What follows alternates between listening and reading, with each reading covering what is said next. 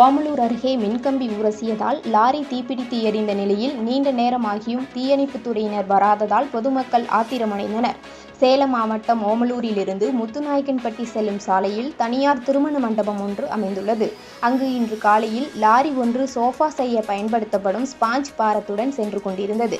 அப்போது சாலையின் அருகே உள்ள பாதையில் ஓட்டுநர் லாரியை திருப்பும் போது அப்பகுதியின் மேலே சென்று கொண்டிருந்த மின்கம்பிகளின் மீது லாரியின் மேற்கூரை எதிர்பாராத விதமாக உரசி தீ விபத்து ஏற்பட்டது.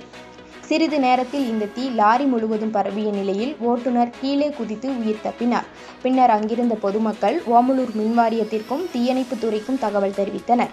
இதனைத் தொடர்ந்து தீயணைப்பு வீரர்கள் சம்பவ இடத்திற்கு விரைந்து வந்து நீண்ட நேர போராட்டத்திற்கு பின் தீயை கட்டுக்குள் கொண்டு வந்தனர்.